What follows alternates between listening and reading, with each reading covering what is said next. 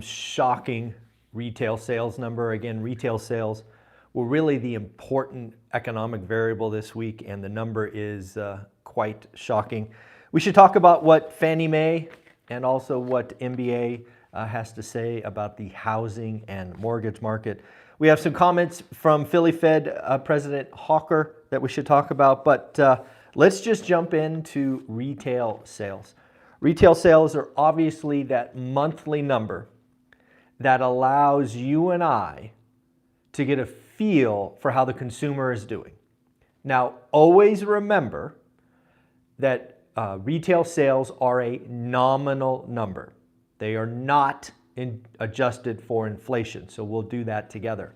It is important to understand that in order for the economy to really get into a recession, retail sales has to be certainly weak and probably a negative number, right? Consumers make up 65% of the economy. So what happened today?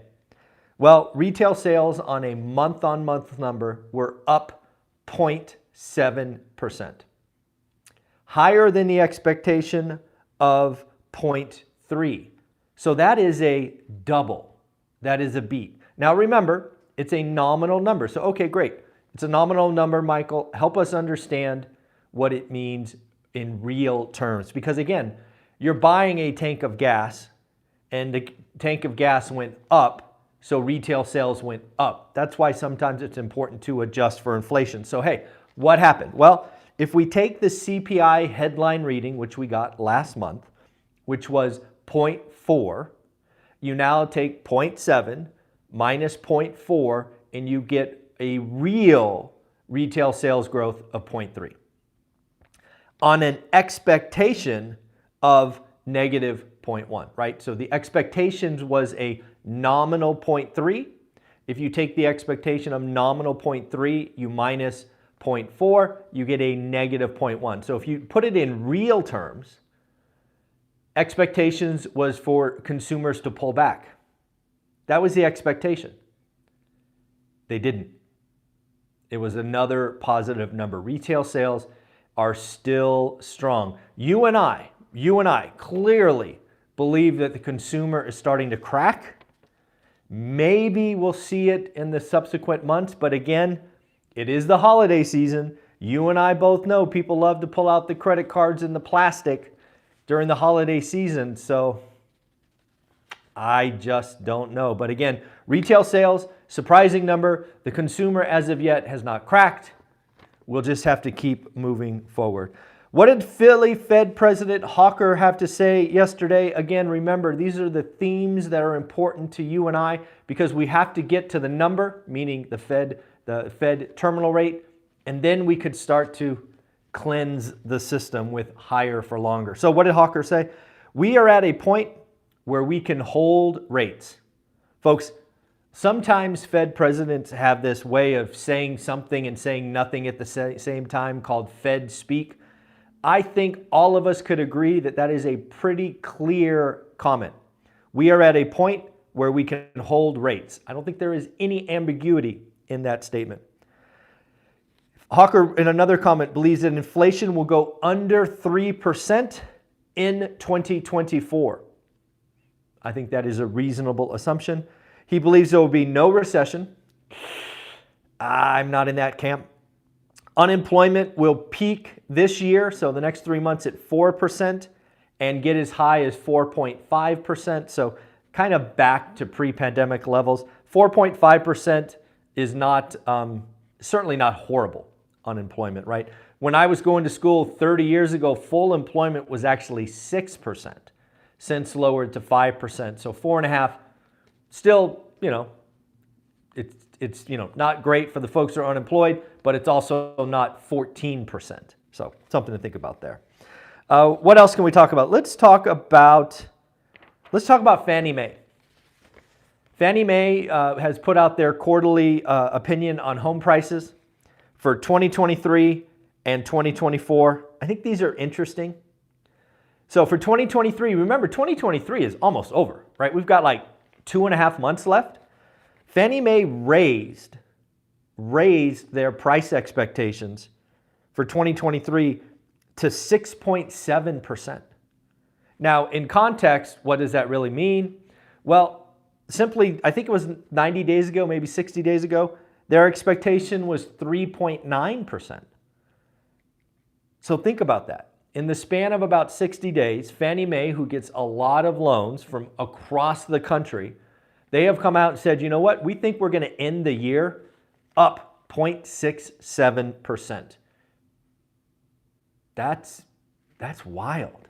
That's wild. Wasn't this supposed to be the year that the home prices were going to crash, as so many were calling for? I don't think 2023, frankly, is that interesting. It's almost over. I am looking at 2024, right? 2023 is almost baked in the cake, right? You get a contract in escrow today, you're not closing probably till early December. So again, this year is almost over from a housing transaction. But what did they think about 2024? Up 2.8%.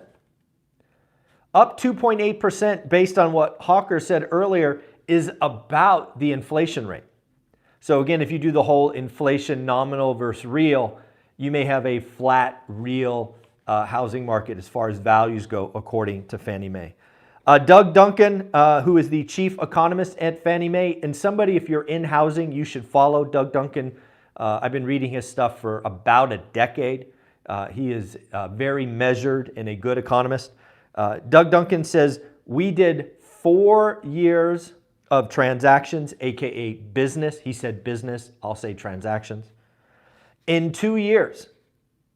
And now they are forecasting transactions total of 4.8 for this year and 4.8 for next year. Folks, we're flat. We are going to be flat. We have talked about that for about a year now. In fact, on Thursday, we are going to get existing home sales that I called 60 days ago being below 4 million. This is the time we go lower. Redfin CEO Glenn is wrong. We're going lower. We're going lower. Transactions will print lower numbers. How about the Mortgage Bankers Association, also called MBA, Mortgage Bankers Association? First and foremost, they are trying to rally the troops. It's been a very tough year and a half in the mortgage business, no doubt. The MBA is forecasting that 2024 will be better than 2023. I certainly hope so. Just you and me, I certainly hope so. For the folks in the mortgage business. 2024, they are expected volume to increase 19%. 19%. MBA, again, so what I really like to do is get somebody's forecast and then look at the logic and see if I agree with the logic. I think arguing a forecast without these other variables is nonsensical. So let's not worry about MBA's 19%. Let's review what are their assumptions. And you and I can discuss if we agree or disagree. Number one, MBA thinks that the Fed will cut rates 3 times next year. That many. I think they're wrong. But who knows? We'll find out. They think that the 30-year mortgage rate will end 2024 at 6.1%. I think that's a little low. I'm in the 6s, but not low 6s. Let's see. Then what do they think for 2025? They think that mortgage rates will be 5.5 in 2025, 30-year mortgage. I haven't thought that far ahead. Maybe. I think maybe. I don't know. I haven't thought about that one a lot. And then finally, their last assumption is unemployment peaks at 5%. Remember, Fed Hawker said 4.5. So again, that's a meaningful jump. That's like what, 10% higher? A little bit over 10%. So again, they expect unemployment to be 5% by the end of 2024. So again, Mortgage Bankers Association sees a 19% pop in transactions. They are expecting 3 rate cuts. They are expecting mortgage rates at low 6s, 6.1. I don't know. I don't see it. But let me know in the comments below. What do you think? Do you think the Fed cuts 3 times next year? And what do you think about mortgage rates at 6.1? You know what? Let's have some fun. Let's get some interaction. Let's get some comments going. Why don't you guys take a wild guess on what you think the mortgage rate will be at the end of 2024. So about 14 months from now. Leave a comment below what you think mortgage rates will be. This will be interesting because some of you are going to say like 8.5, 9. And then some of you are going to say like 5. It is going to be very interesting for me to read the comments to see where everybody is at. So leave the comments below. I would love to hear from you. Ooh, somebody got 4.9%. This ought to be fun. All right, leave comments below. That'd be great. Next up, remember, we are hosting an event with 11 or 12 millionaires in Las Vegas, February 17th and 18th. We are down to 100 tickets. We only have 100 tickets, $199, 2 full days, 20 hours of content, plenty of networking, a party, a concert, food, all this stuff. You need to be there. You need to be in rooms with other people that are positive in doing the work. Trust me when I say the speakers will be amazing. Don't come for the speakers. Let the speakers be the cherry on top. Come for the networking. One of the things you will see with the One Rental at a Time community is we are generally positive and we are generally doing the work. You want to network with these kinds of people. Many of you need new friends. You need people doing the work. Your friends are holding you back. You need to get in rooms with people that are doing the work, networking, are positive and willing to help. That is what One Rental at a Time is. Make sure you were there.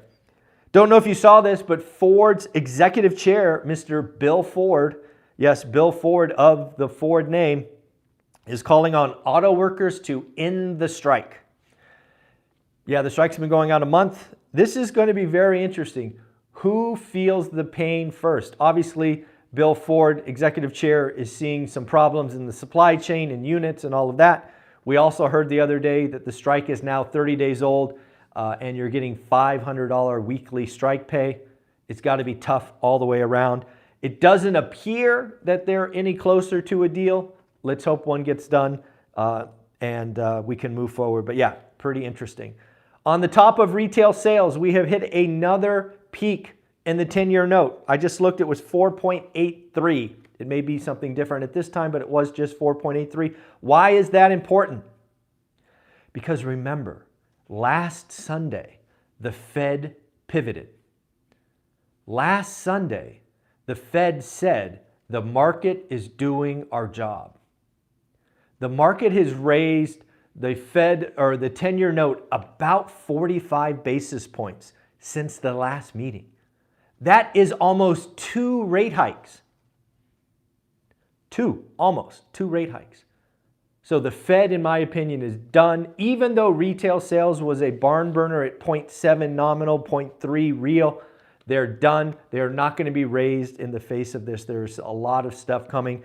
To that end, the default risk in the junk bond market stands at about $2 trillion. That is with a T, $2 trillion between 2024 and 2028. Moody's is saying default and refinancing risk are climbing. No kidding. If you are in the smaller or even mid-size and you're trying to roll over debt, it is going to be very, very tough and probably very, very expensive. So again, there is a lot of companies that are going to cease to exist or they will be sold for parts or whatnot. This is, as the All In podcast has changed, it's not survived to 25. It has now survived till 2026. Get your burn rate right so that you can pay off your debt. What else are we talking about? Oh, let's do bank earnings and some earnings real quick. Again, we are in the throes of it. Goldman Sachs beat top line, beat bottom line. They did take a $506 million write-down, aka loss, on their Green Sky investment. They also wrote down $358 million in real estate impairments. That just means the property on their balance sheet is worth less, so they wrote it down, which will show up as a loss in their income statement. Bank of America beat top line, beat bottom line, but noted that consumer spending continues to slow. Albertsons beat top line, beat bottom line, had good online sales. But here's the deal. Oh, let's do one more. Bank of New York Mellon beat top line, beat bottom line, had positive net interest margin. We need to have this conversation. You just heard me say that 4 companies beat top line, beat bottom line. That just means they beat expectations. Most of these companies saw year-on-year growth negative double digits. So they are taking this quarter comparing to last year's quarter, it's negative. This is all an expectation game, and they are playing the expectation game really, really well. Anything else? No, I think that's it. Let's congratulate somebody doing the work. Yesterday, we congratulated somebody who got the golden ticket. Now we are congratulating somebody for getting their next deal. Brandon, congratulations for getting your next deal. Very happy for you. Your card will be out in the mail. Folks, if you have done a deal and one rental at a time has helped you and you don't know how to get me your address, there are two ways.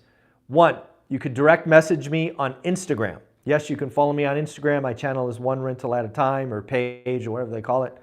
You can send me a DM on Instagram with your address, and I will mail you a card. In that statement, tell me if it's a golden ticket first deal or a black card your next deal. Or if you don't have Instagram, you can go to my website, onerentalatatime.com.